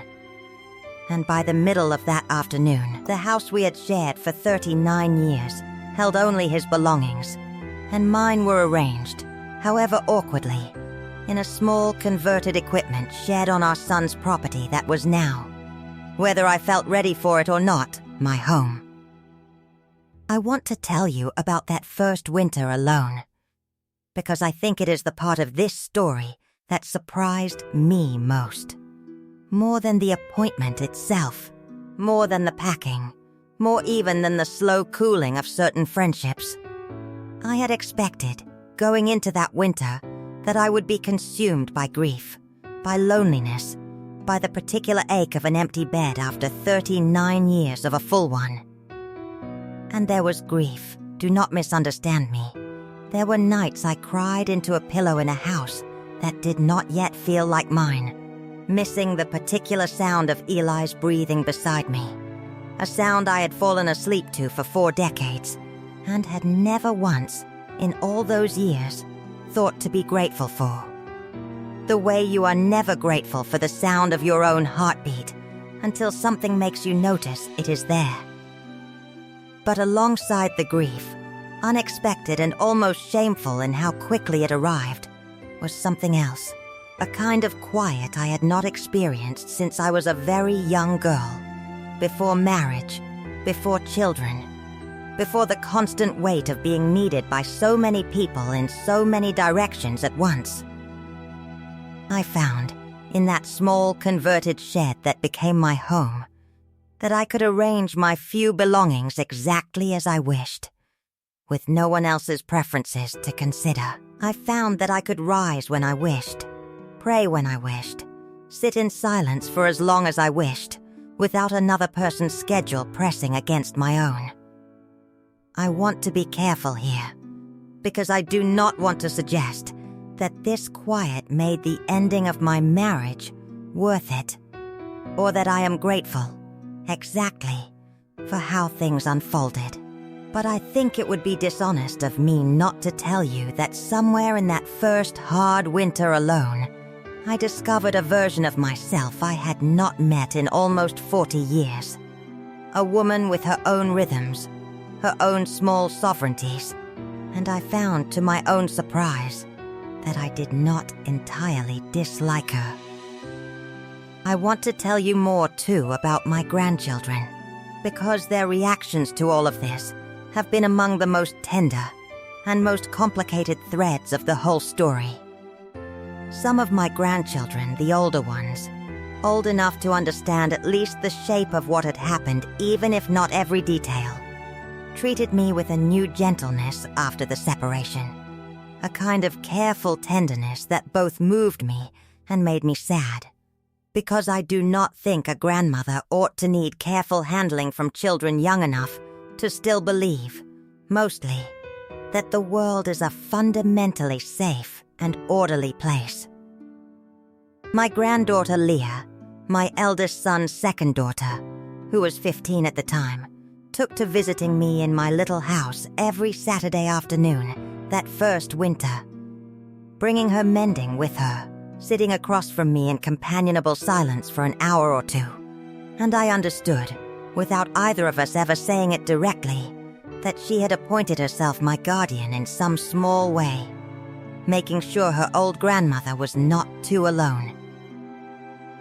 My youngest grandchildren, too young to understand any of the real story, simply accepted that Mammy lived in a different house now, and asked, in the uncomplicated way of small children, when Dowdy would be coming to live there too. And I did not always have a gentle enough answer ready for questions like that. And more than once I found myself excusing myself to the kitchen to compose my face, before returning to whatever game we had been playing. And Sarah's daughter, my newest granddaughter, the very baby whose appointment set all of this in motion, has grown now into a bright, curious 2-year-old, who has no memory at all, of course, of the day her existence, so to speak, cracked open her grandparents' marriage. I hold her sometimes, and I think about the strange threading of fate that brought this particular truth to light through this particular child. On this particular ordinary Tuesday, that was supposed to be nothing more than a routine anatomy scan, and I do not know what to make of it except to marvel. In a way that is not quite bitterness and not quite gratitude, but something more complicated. Sitting between the two, at how a single small life, not yet even born on that day, could become the hinge on which so many older lives swung open. I want to speak now about faith, because I have not said enough about it, and I think for a woman like me, faith is not a small side note to a story like this, but very nearly the whole architecture the story is built inside of. I have spent many long nights since that appointment wrestling with what I believe God intended by allowing this particular truth to surface in this particular way, at this particular moment. I do not believe, as some in my community might, that this was a punishment sent down upon Eli and myself for our old sins, arriving decades late like some divine bill finally come due. I do not think God works quite that way, though I understand why some would read it that way, and I do not judge them for it. What I have come to believe, in my own quiet reckoning, is something more like this. I believe truth, once it exists in the world, wants eventually to be known, the way water wants eventually to find its way downhill, and that the timing of its arrival is not always a punishment or a blessing, but simply the truth finding the path available to it, sometimes a gentle path, and sometimes a hard one, but always, eventually, some path. I have prayed a great deal about whether I made the right choice in separating from Eli, rather than trying, with the church's help, to rebuild what had been cracked. I do not have a clean answer for you, even now, even after nearly 3 years of sitting with the question. Some days I believe with my whole heart that I did the only thing an honest woman could do once the truth was fully seen. Other days, usually in the deep quiet of a winter evening, when the cold gets into my old bones, and I remember the particular warmth of another body beside me for 40 years. I wonder whether a stronger, more forgiving woman might have found her way to staying, might have discovered that a marriage with a known crack in it, openly acknowledged and carefully tended, can sometimes grow even sturdier than one that was never tested at all. I do not resolve that tension for you today, because I have not resolved it fully for myself, and I think perhaps some questions are meant to be carried rather than answered. The way you carry a stone in your pocket for years, worn smooth by your own thumb passing over it again and again, never quite deciding to set it down. I want to tell you too about Eli now, in these more recent years, because I do not want you to think of him only as the man who wronged me, when the fuller truth is so much more complicated than that. Eli has grown into an old man who spends most of his days now sitting on his son's porch, mending harnesses that hardly need mending anymore, more for the occupation of his hands than for any real necessity. My children tell me he asks after me often, quietly, not pressing, simply wanting to know that I am well. Twice in the past year he has sent word through our son that he would like to speak with me, and both times I have gone. And we have sat together on that porch for an hour or so, two old people who share 39 years and 8 children, and 2 small graves, and a broken trust that neither forgiveness nor time has fully mended. And we have talked, carefully, gently, about nothing in particular, the weather, the grandchildren, the price of feed, and underneath every ordinary sentence has run a current of everything we are not saying. Everything we have already said, everything that can never quite be unsaid. I do not know if Eli and I will ever fully reconcile, in whatever partial way our faith and our history might still allow. I do not close that door entirely, because I have learned, at 61 years old, not to close doors with the same confidence I once closed them at 30. But I also do not walk toward that door with any particular hurry, because I have learned something else too. Something that took me nearly 4 decades of marriage and one devastating afternoon in a doctor's office to fully understand, which is that time does not heal every wound simply by passing over it. Some wounds require something more deliberate than time. They require truth, spoken freely and completely, offered rather than extracted. And they require both people, not just one, willing to sit inside the discomfort of full honesty long enough to see whether anything solid can be rebuilt on the other side of it. What I do know, sitting here now, an old woman with gray hair under my cap and hands that ache in the cold mornings, is this. I know that the truth, once it is out in the world, cannot be put back in its box, no matter how badly we might wish it could. I know that secrets, even ones we bury with the best of intentions, even ones we bury to protect the people we love most, have a way of finding daylight eventually. And when they do, they rarely arrive gently.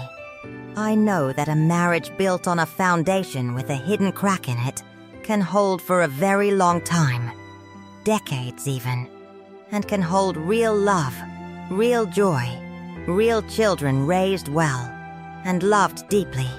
And still, when the crack is finally seen clearly, cannot always be repaired, simply because the people inside it wish it could be.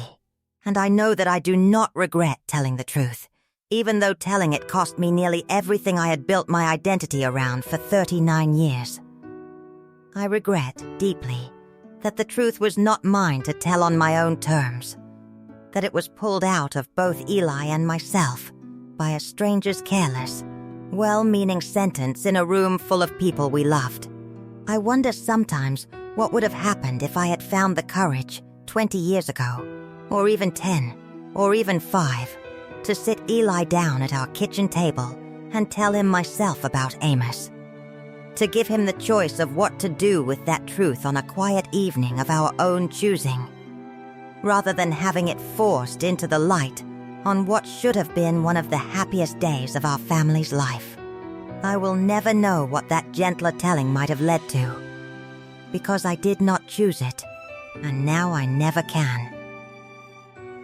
If you are sitting with a secret of your own tonight, something old, something you have told yourself is buried deep enough now to be safe, I am not going to tell you exactly what to do with it, because I do not know your life, and I do not know your marriage, and I do not know what your particular truth would do to the people you love if it ever came to light.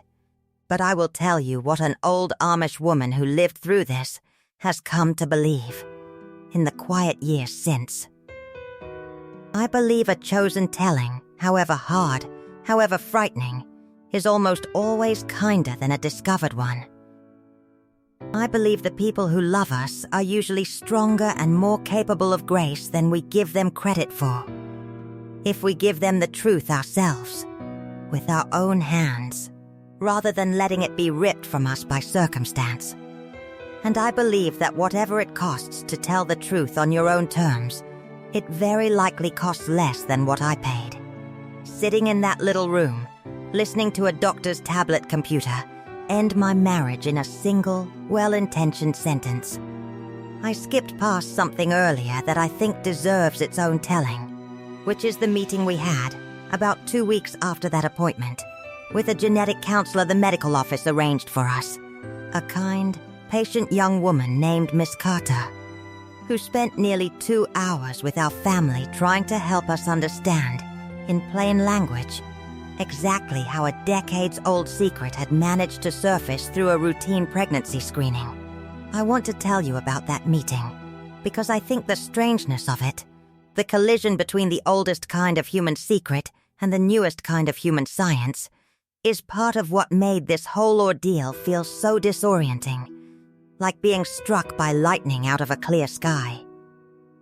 Miss Carter explained to us, gently and without any judgment in her voice, that the screening Sarah had undergone was what they call a non-invasive prenatal test, a blood test that looks at small fragments of the baby's genetic material floating in the mother's own blood, and that as part of a broader panel Sarah had done, one used to check for certain inherited conditions on Jonas's side of the family. A laboratory algorithm had cross-referenced Sarah's own genetic profile against genetic material that had, at some point in the past, been uploaded to a large ancestry and health database, the kind that has become common in your world in these recent years, where people send away a small sample of their own saliva in the mail to learn about their heritage or their health risks. She explained that Eli, some years back, entirely unrelated to any of this, entirely for his own curiosity about a stomach condition that ran in his family, had submitted his own sample to one of these services, wanting to know if he carried any markers for a particular hereditary illness that had taken his father young. He had never thought twice about what else that small vial of saliva might eventually reveal. Years later, to a daughter he did not yet know was not his by blood. And separately, it turned out, the daughter Eli had fathered with Katie all those years before, the daughter given up for adoption and raised by another family entirely, had also, in her own adult life, submitted her own sample to a similar service, curious the way so many adopted people are about the biological family history that had been closed after her. The two profiles, Eli's and this unknown daughter's, sat quietly in a database for years, waiting, the way I suppose so many truths simply wait, until the moment Sarah's screening pulled a thread that ran, without any of us intending it, straight through both of them at once, revealing not only that Eli was not Sarah's father, but that Eli did have a biological daughter out there in the world, a woman now in her early 20s, who Miss Carter told us, with careful delicacy, had been notified by the database service of a likely close genetic match and had, in fact, reached out through the service's messaging system some months before. A message that had apparently been sitting unread in an old account of Eli's that he rarely checked.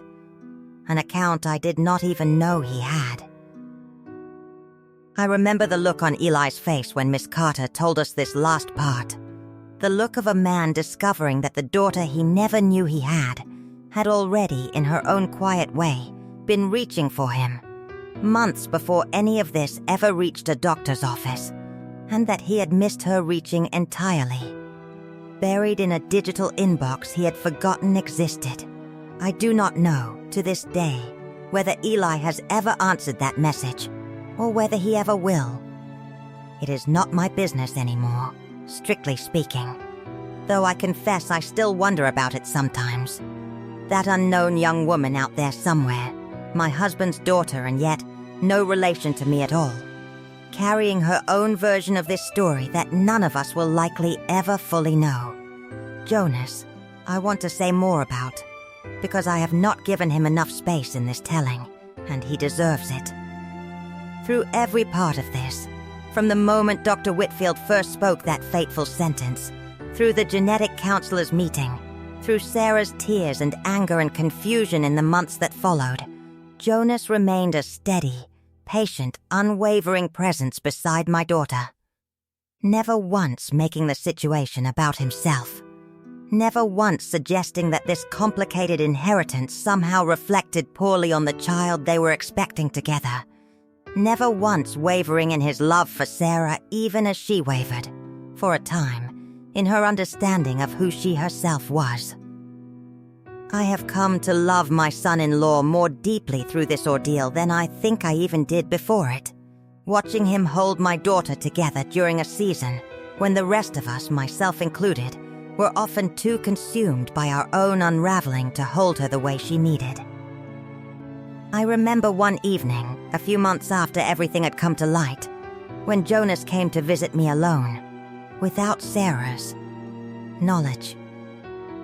Which surprised me, because it was not his habit to visit me separately. He sat at my small table and told me that he was worried about Sarah, that she had grown quieter than her old self, more prone to sudden tears, more prone to long silences he did not know how to fill. And he asked me, with a kind of humility I found very moving in a young man, whether I had any wisdom for how he might help her through it, since I was, after all, further along than she was in learning to carry this same kind of complicated grief. I told him what I could, which was not much, only that grief like this does not move in a straight line, that Sarah would have good days and terrible days for a long while yet, and that the kindest thing he could do was simply keep showing up, the way he already had been, without trying to fix what could not be quickly fixed. He nodded and thanked me, and before he left he said something I have held on to since. He said, "Miriam, whatever else happened all those years ago, I am glad Sarah is who she is. Whoever her father turns out to be, by blood, she is still exactly the woman I fell in love with, and that has not changed and never will. I do not think Sarah knows to this day that Jonas came to see me that evening, and I have never told her, because I think it was a private gift he gave to both of us, and I did not want to spend it by speaking of it too openly. I want to say something too about the difference between what happened to my marriage and what your world would likely call a divorce, because I think without understanding this difference, some of what I have told you might not fully make sense. In my faith, marriage is understood to be permanent in the eyes of God, regardless of what happens between two people in this earthly life. Eli and I are, in the fullest religious sense, still married. What we have done, through the counsel of Bishop Yoder and the elders of our church, is closer to what your world might call a formal separation, an agreement to live apart, to no longer share a household or the intimacies of marriage, while still remaining, in the eyes of our faith, bound to one another until death. Neither of us is free, under our understanding of Scripture, to remarry, and neither of us has expressed any wish to. I tell you this not to complicate the story unnecessarily, but because I think the title of this very video, the one that likely drew you here, spoke of a marriage ending, and I want to be honest with you that the ending I experienced was not a clean legal ending with papers signed and a courtroom closing the door behind me. It was a slower, murkier ending. The ending of a shared life and a shared bed and a shared daily intimacy, while the covenant itself, in the deepest sense my faith understands it, remains, technically unbroken, hanging there between Eli and myself like a rope neither of us has fully let go of, even though neither of us is currently pulling on it either. I think this distinction matters, because I want you to understand that even within a story about a marriage ending, there can be many different shapes an ending takes, many different degrees of closure and non-closure, many different ways a life can be irrevocably changed without every single door being slammed permanently shut. My story is not a story of a clean break. It is a story of a slow, complicated unraveling, one that in certain lights still looks, to outside eyes, almost like an ordinary marriage between two old people who simply happen to be living in separate houses now, and in other lights looks like the deepest rupture of my entire life. Both of those are true, and I have learned, slowly and with great difficulty, to let them both be true at once, without needing to resolve them into a single simpler story for the sake of anyone watching from outside.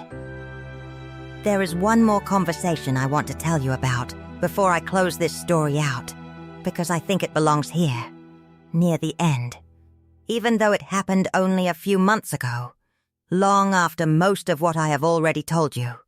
Sarah came to visit me on a Sunday afternoon this past spring, without Jonas, without the baby, just herself. Which was unusual enough that I knew before she even sat down that she had something particular on her mind.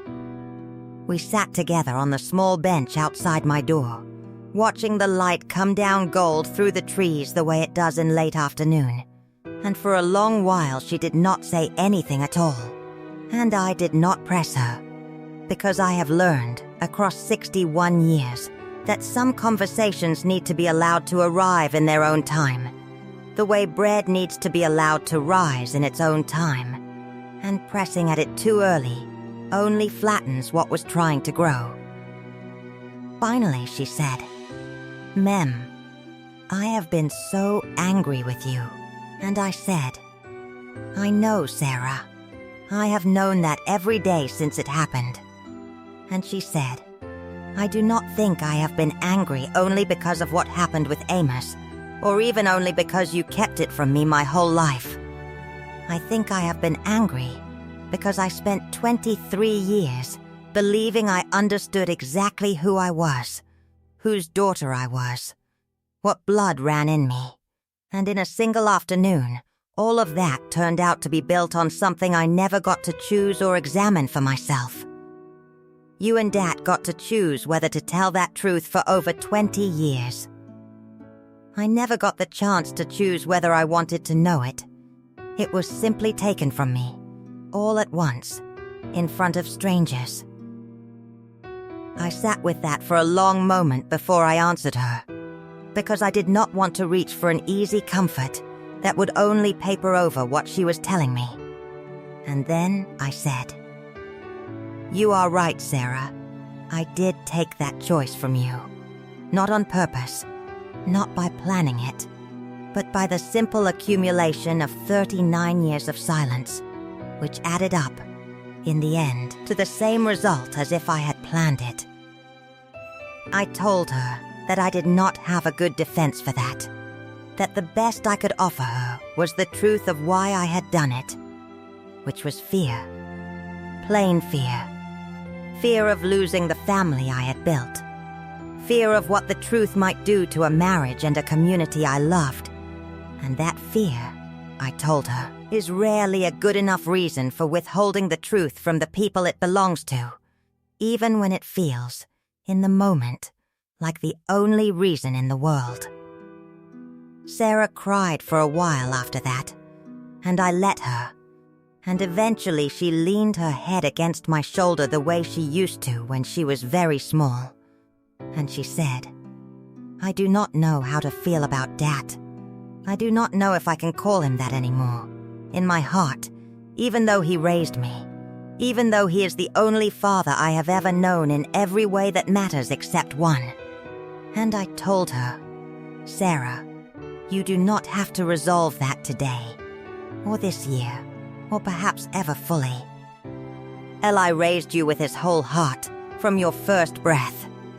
That is a truth every bit as real as the truth about your blood. Both things are true at once, even though they pull against each other, and I do not think you owe anyone, including yourself, a tidy answer about which truth matters more. You are allowed to hold both, messy and unresolved, for as long as you need to. I do not know if that was the right thing to tell her. I am not certain, even now, that there is a single right thing to tell a daughter in that position. But I have thought about that conversation many times since, and I have come to believe that perhaps the deepest lesson buried inside this entire ordeal. For me, for Eli, for Sarah, for anyone who has ever carried a secret they believed too dangerous to speak, is precisely this understanding that human truths rarely arrange themselves into tidy single answers. A man can be both a great father and a man who kept an enormous secret. A marriage can hold both real love and a hidden crack running underneath it the whole time. A woman can both deeply regret how a truth came to light and, at the very same time, not regret that it eventually did. I think, if I am to leave you with anything beyond the bare facts of what happened to me, it is this permission to hold complicated things without forcing them into a single simple shape. Our world, Both my old world and I suspect yours too wants very badly for our stories to resolve cleanly. For the villain to be clearly the villain, and the innocent to be clearly the innocent. For forgiveness to arrive on schedule, and healing to follow a predictable timeline. My life has not worked that way, and I do not believe most lives truly do, no matter how neatly we sometimes tell our stories after the fact to make them easier to carry. I think, too, about what I would say to a younger version of myself if I could somehow reach back across those 40 years to the young bride standing in a barn wearing a plain blue dress, believing she understood exactly the shape her whole life was going to take. I do not think I would tell her to avoid Emos, or to avoid whatever choices led her into that particular grieving weakness, because I have come to believe that most of us, placed in the exact same circumstances of grief and loneliness and youth, might make similar choices, and I am wary of judging my younger self too harshly for a moment of human frailty during the hardest season of her life up to that point. What I would tell her instead, if I could, is this. I would tell her, when you come home from your mother's house, when you and Eli begin finding your way back to each other, do not let the relief of reconciliation convince you that the truth no longer matters. Tell him. Not necessarily immediately. Not necessarily before the wounds of your shared grief have had time to close a little. But soon, while the telling is still a choice you are making freely, rather than a truth waiting decades in the dark for someone else's tablet computer to drag it into the light. I think about the many thousands of you who might be watching this video, going about your own lives in cities and towns I will likely never visit, and I wonder how many of you are carrying some version of what I carried for 23 years. Perhaps it is not a child born of a different father. Perhaps it is a debt you never disclosed to your spouse, an addiction you have hidden, a past relationship you have never fully accounted for, a decision you made years ago that you have simply decided unilaterally belongs only to you and does not need to be shared with the people whose lives are built on top of your silence. I am not in a position to tell you exactly what to do with whatever you are carrying, because your circumstances are your own, and only you can weigh the particular costs and mercies of your own situation. But I hope my story, hard as it has been to tell, gives you at least a little more courage than you had before you pressed play on this video. Courage to consider telling your truth yourself, in your own time, in your own words, before life finds its own way of telling it for you. I want to say a little more, too, about what has sustained me through these past few years, because I do not want you to leave this story thinking of me only as a woman defined by loss. My faith, battered and questioned as it has been through all of this, has ultimately held me up more than it has let me down. I still rise every morning and pray, still find comfort in the rhythms of a life built around gratitude and work and quiet worship, and I have come to believe that God's grace is large enough to hold even a story as complicated and painful as mine, without requiring me to pretend it was simple, or that the pain of it was somehow secretly for the best. My garden has sustained me too, in its own small, quiet way. I still keep a plot behind my little house, smaller now than the one I once tended with Eli, but mine entirely, planted exactly as I wish. And there is something in the patient, unhurried work of growing things that has taught me more about healing than any conversation with any bishop or counselor ever managed to. Seeds do not rush. Wounds, I have come to believe, do not rush either, no matter how badly we wish they would. And my children, even the ones who have kept a certain distance from me since all of this unfolded, still gather at my table, still bring me their own children to hold, still in their own imperfect human ways, love me. Even through their disappointment and their confusion about how to categorize what their parents' marriage turned out to be, I have come to believe that love and disappointment can sit in the same heart at the same time, directed at the same person, without canceling each other out. And I have watched my own children learn to hold both toward me, the same complicated, unresolved holding I described Sarah learning to do with Eli. I have thought often in these past few years about the word ending, since it sits right there in the title of this video, and I want to leave you with one final thought about it before I go.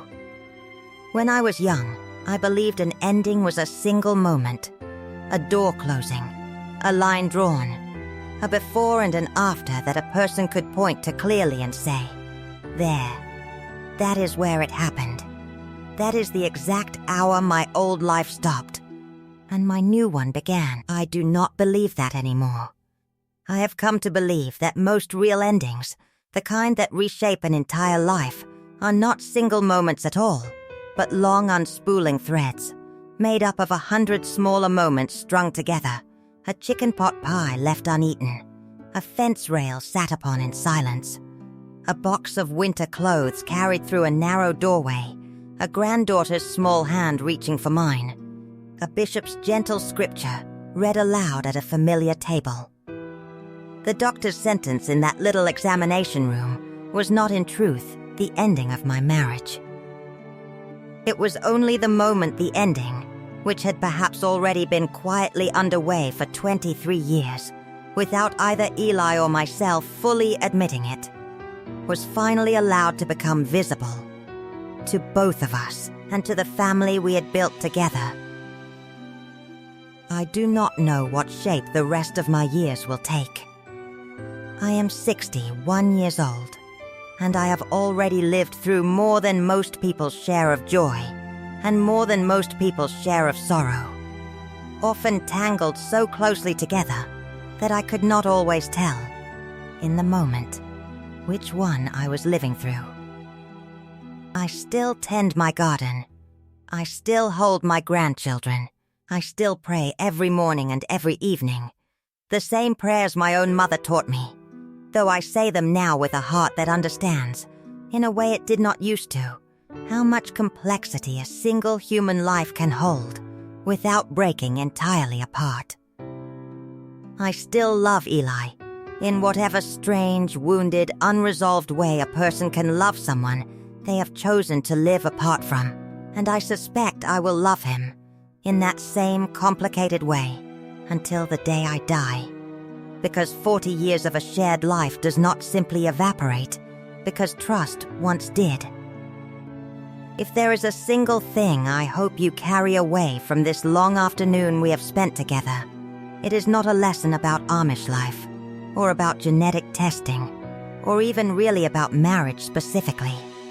It is simply this: however carefully we build our lives, however solid the foundations may look from the outside, there are truths underneath all of us, some small, some enormous, waiting for their own time to surface. You do not get to choose entirely when that time comes.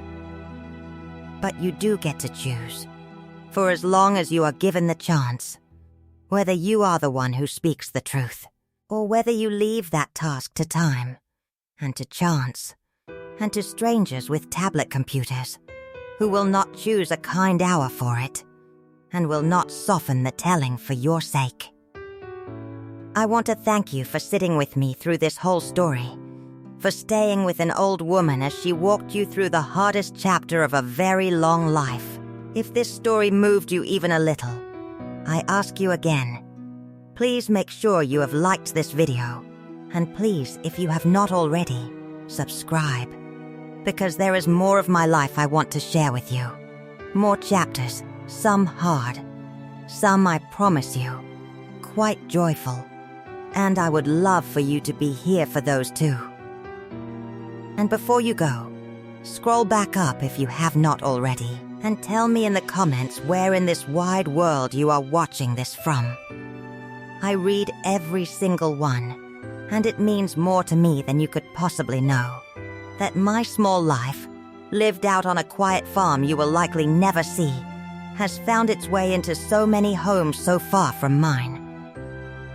Until the next time I sit down to tell you a piece of my story, may you hold your own truths a little more gently than I held mine, and may you have the courage, when the moment calls for it, to speak them yourself, on your own terms, before the world finds a way to speak them for you.